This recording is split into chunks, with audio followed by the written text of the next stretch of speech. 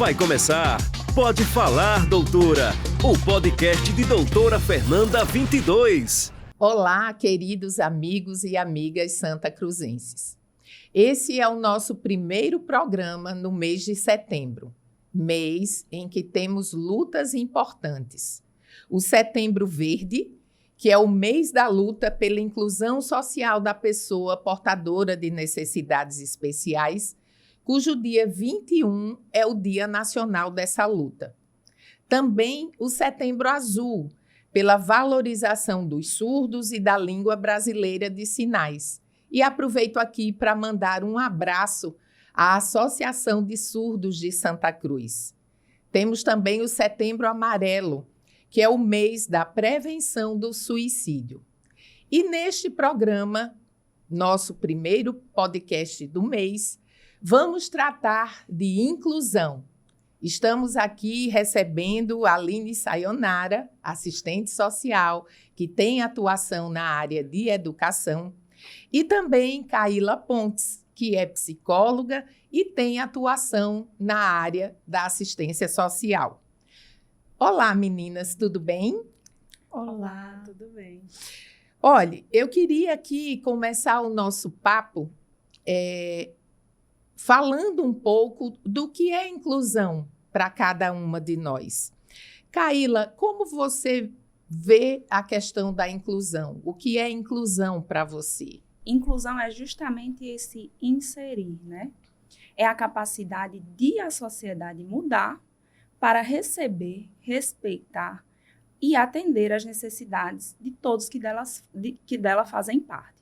E aí, quando a gente pensa nesse processo de inclusão, a gente não traz somente para a pessoa com deficiência, né? Mas aí esse processo de inclusão, ele se dá quando a gente inclui a pessoa idosa, a mulher, né? É um contexto amplo, né? Onde a gente deve pensar não somente de forma restrita à pessoa com deficiência, mas a outros grupos que também são extremamente importantes em nossa sociedade e que sim devem estar incluído, né? Fazendo parte de tudo que compõe a sociedade como um todo. É verdade. Incluir deve estar, ou deveria estar, em todas as nossas atitudes do dia a dia, não é?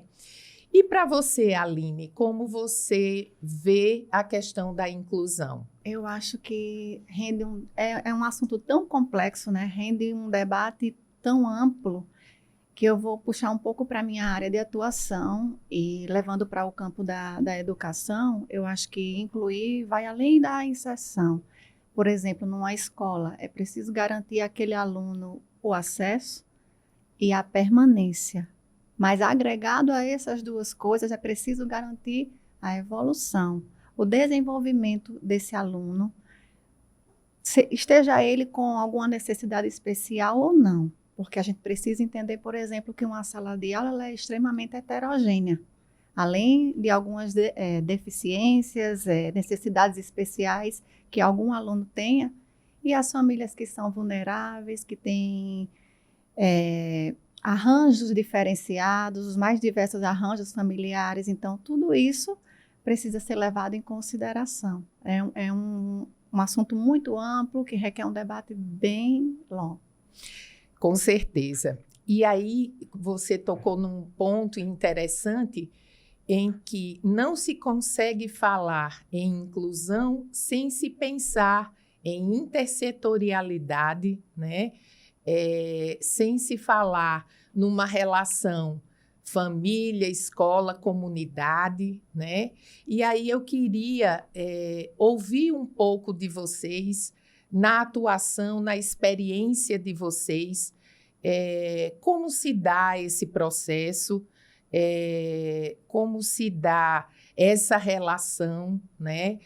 Quais são as necessidades maiores, como a gente pode avançar nesse tema tão complexo que depende não só do poder público, mas também de toda a sociedade, né? Como você enxerga a complexidade desse tema? O pontapé inicial, né, como a senhora mesmo comentou, parte da família, que é uma figura extremamente importante, né? É a partir da família que é dado o primeiro passo na procura pelos serviços, né? E aí, quando a gente recebe essas demandas, quando a gente acolhe, quando a gente compreende aquilo que é trazido ali pelo usuário, pela sua família, né? A partir desse olhar que a gente desenvolve, a gente começa a fazer articulações, né? Através de um encaminhamento, por exemplo, e aí há essa necessidade da gente dialogar, de conversar com outros profissionais, com outros setores, né? Como, por exemplo, com a saúde, com a educação, né? Então, nós trabalhamos de forma articulada para que a gente possa, de fato, atender, né, esses usuários, para que a gente possa dar a assistência adequada que ele está necessitando naquele momento. E você, Aline, como você entende essa necessidade de estabelecer-se uma rede, na verdade, né? Precisa-se criar uma rede, né, onde a porta de entrada é a família, e aí eu entendo a necessidade de uma grande campanha de esclarecimento, né, a essas famílias que muitas vezes a exclusão começa dentro de casa, né, por vergonha, por desconhecimento. Então é preciso que a gente motive a esses familiares que tenham essa necessidade, né, a procurar ajuda, né, a procurar apoio nessa grande rede que se faz necessário que esteja montada aí dentro do poder público. Como você avalia tudo isso? Então, partindo do pressuposto que intersetorialidade são articulações entre sujeitos diferentes, pessoas diferentes, poderes diferentes, secretarias diferentes, a gente entende que a gente tem que estar juntos em prol da melhoria de alguém, do benefício de alguém, né? De uma família, seja de um aluno, de uma pessoa. Quando eu proporciono ao indivíduo aquele benefício, certamente eu também estou beneficiando quem convive com ele, né? E quando a gente coloca a família em questão, é justamente, por exemplo, numa escola, a família se faz extremamente necessária estar presente naquele contexto, naquele ambiente, para que o aluno possa se desenvolver, seja pedagogicamente, socialmente, psicologicamente, e aí dentro de uma escola a gente vai trabalhando a intersetorialidade como? Com o serviço social, com a psicologia. Quando eu saio ali da ponta, eu como assistente social, saio ali da ponta e busco a saúde para procurar entender que trâmite eu devo, como eu devo orientar aquela família a buscar tal recurso, para que ela consiga, de fato, um atendimento que está precisando, porque o filho é portador de alguma necessidade. É quando eu busco um auxiliar de sala para estar junto ao professor, para que aquele aluno consiga evoluir. Então, intersetorialidade, ela pode estar ali dentro da educação e se estendendo afora dela, a outras secretarias e a outros sujeitos. É verdade. A gente entende que o fortalecimento dessa rede, ele é fundamental, né? Para que quem nos procure tenha a segurança de que ele vai conseguir ser engajado nessa rede, né? E é por isso que nós vamos fazer em nossa gestão uma ampliação, né, desse atendimento psicossocial nas escolas, porque muitas vezes a criança, na verdade, não é portadora de uma necessidade especial, mas está numa situação vulnerável dentro daquela família, uma situação vulnerável socialmente falando, e que a gente precisa resgatar, né? Entender essa dificuldade, essa necessidade que ela tem para poder dar o suporte junto com a família para que essa criança possa ter um desenvolvimento pedagógico, um desenvolvimento intelectual normal, né? Essa integração com a comunidade, ela é muito importante. Mas eu entendo também que a gente tem alguns pontos, já que nós vimos que muitas vezes a dificuldade da família despertar para isso, e a gente tem na área da saúde uma atuação que é muito importante nessa identificação, que são os agentes comunitários de saúde, né? Que conhecem aquelas famílias, que entendem a logística e a estrutura daquela família e que podem ser fundamentais na identificação da necessidade de se incluir aquela criança, aquele adolescente na rede.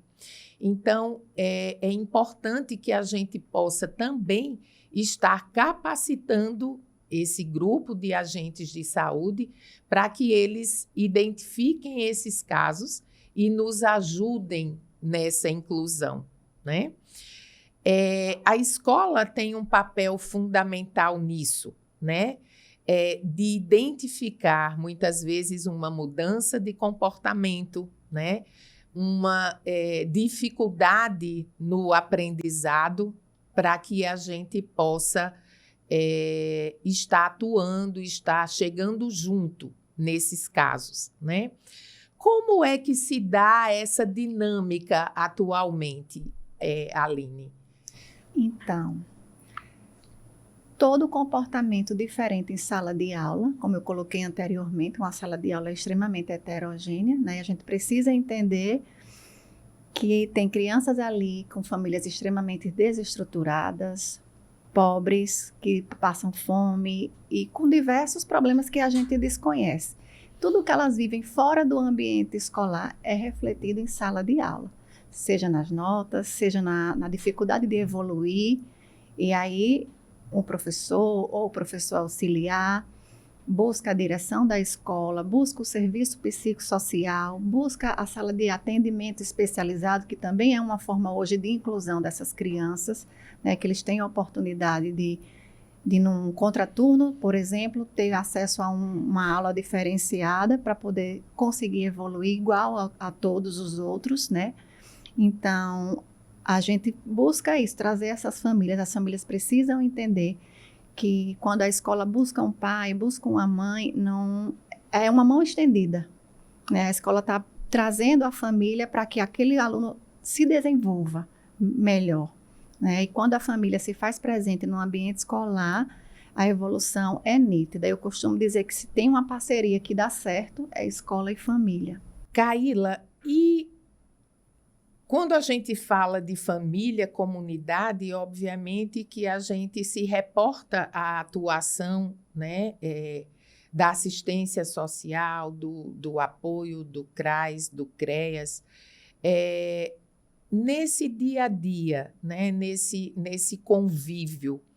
Como você vê as maiores dificuldades de abordagem?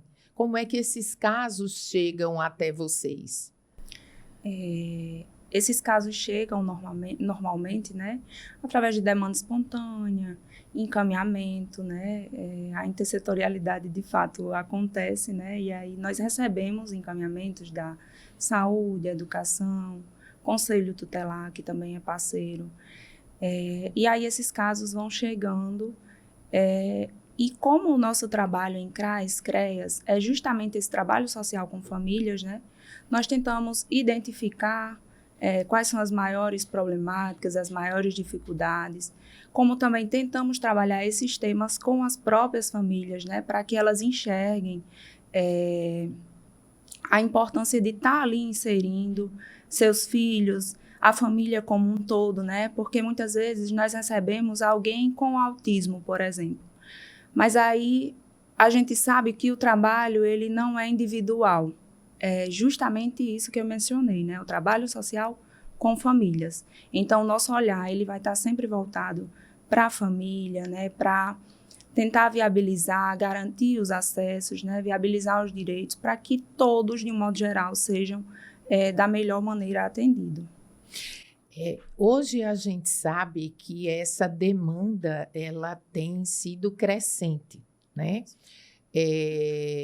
A busca pelo diagnóstico, a busca pelas terapias de apoio, né, a esses portadores de necessidades especiais, principalmente as pessoas no espectro autista, né?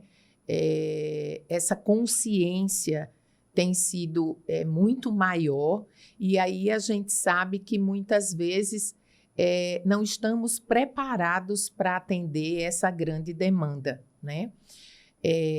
Mas é importante que se tenha, que se estabeleça essa rede conectada para que as pessoas tenham a certeza, a segurança de que elas vão poder ser atendidas na sua integralidade, né? No diagnóstico, no apoio terapêutico, no apoio familiar, porque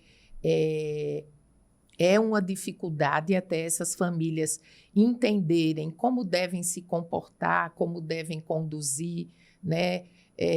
Que não devem isolar aquela criança, que muitas vezes acontece esse isolamento pela própria família.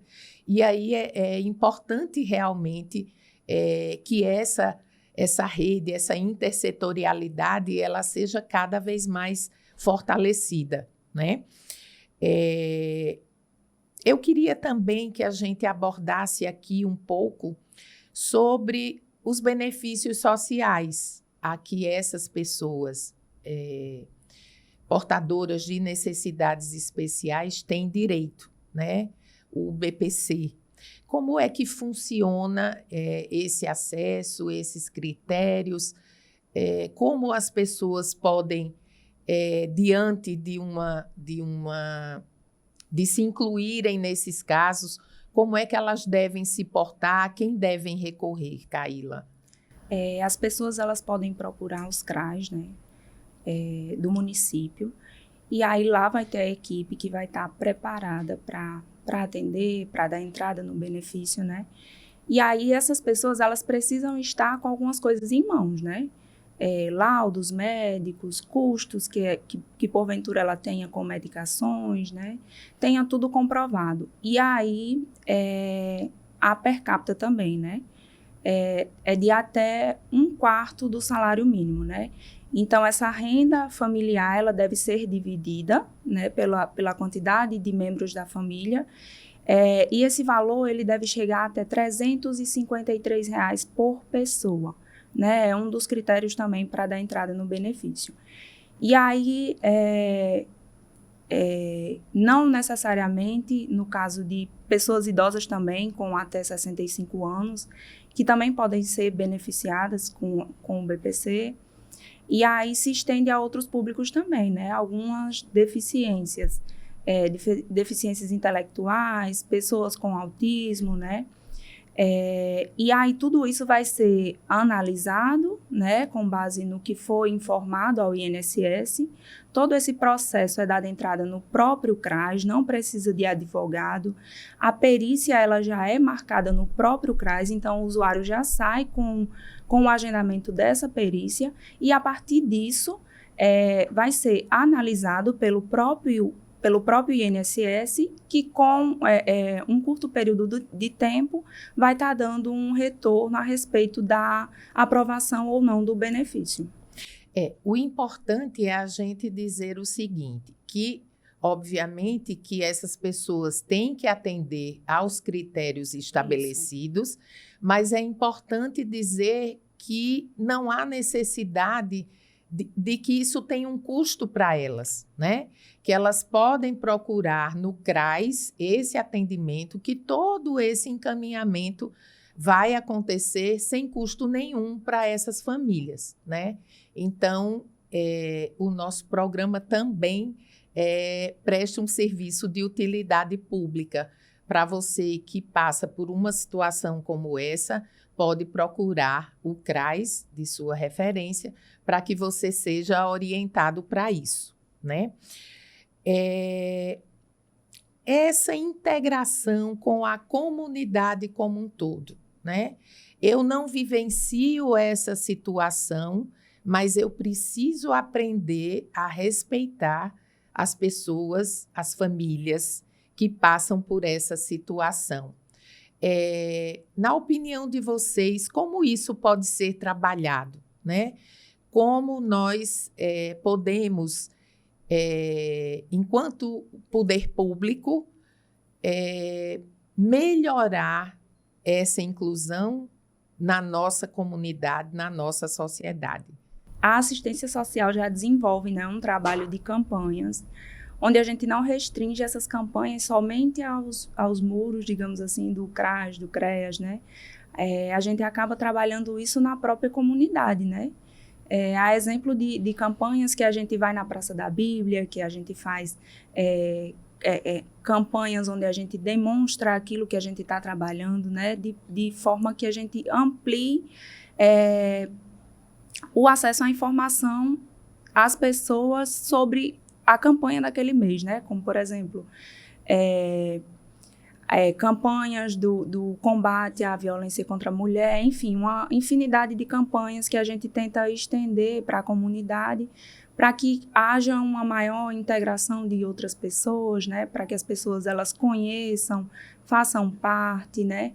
E se incluam nesse processo, né? Que a gente sabe que a gente tem que desenvolver esse olhar, a gente sabe que planta sementinhas a cada conhecimento que a gente transmite ao outro, né? Mas aí quando a gente expande, quando a gente leva para a comunidade, para a escola, quando a gente trabalha isso de forma mais ampla, a gente percebe que há um efeito maior. E na área da educação, Aline, como você entende que a educação, a escola pode atuar ou pode melhorar essa atuação em relação à comunidade como um todo, à própria comunidade escolar, né? A inclusão, ela deve ser feita em todos os espaços, né? Não só na escola, na igreja, no parque. A gente tem que sempre pensar, olhar com empatia para o outro, né? Por que eu posso estar aqui e ele não? E como você bem colocou anteriormente, às vezes a família acaba restringindo isso, acaba restringindo aquela criança por ter alguma limitação de estar inserida em algum espaço, né? E dentro da educação, né, além do serviço psicossocial, que a gente vem trabalhando muito isso com as famílias, né?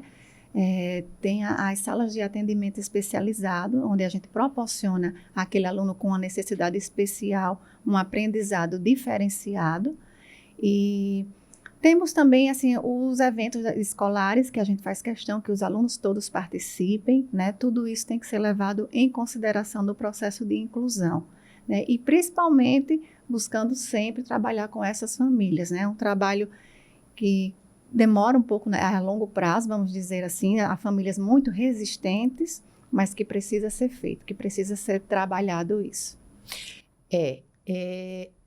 Eu acho que incluir é também você estimular as habilidades nessas crianças, nesses adolescentes, nessas pessoas, habilidades que estão adormecidas, né? E que, quando estimuladas, elas vão desabrochar, né? É a questão do você não poder tratar de forma igual os diferentes. E aí, isso é uma verdade até para quem não é portador de uma necessidade especial, né? A gente tem que, no dia a dia, ter esse olhar, né, de que cada um é uma pessoa com a sua identidade, né? E aí eu acho que quando a gente encara isso dessa forma, né, fica muito mais fácil entender, incluir, se socializar e permitir que essas pessoas também se socializem, né? Muito bem. O nosso programa hoje, o Pode Falar, Doutora, tratou de um tema de suma importância para a nossa sociedade, que é a inclusão. E é por isso que no nosso plano de governo nós estamos com propostas que visam estimular e aprimorar, ampliar essas atividades de inclusão, como, por exemplo, ampliar o serviço de atendimento psicossocial nas nossas escolas, levando a todas elas esse serviço, ampliar também a educação especial nas nossas escolas para que a gente possa desabrochar essas habilidades em nossos alunos portadores de necessidades especiais. Também a criação do núcleo de atendimento à pessoa no espectro autista, que vai possibilitar se firmar um diagnóstico e levar a essas pessoas a terem o atendimento multidisciplinar para que possam desenvolver as suas habilidades. Além disso, acreditamos piamente na necessidade e no fortalecimento do trabalho intersetorial entre todas essas áreas, educação, assistência social, saúde, para que a gente possa, sim, ter uma rede integrada, dando a segurança às pessoas que dela precisarem de que terão as suas necessidades atendidas. Além disso, vamos construir um novo prédio para o CRAS do Paraíso, para que possamos dar um melhor acolhimento aos usuários e melhores condições de trabalho aos nossos técnicos e funcionários. Muito obrigada pela sua audiência e até o próximo Pode Falar, Doutora. Obrigada, meninas, pela disponibilidade de vocês. Doutora Fernanda agora é 22.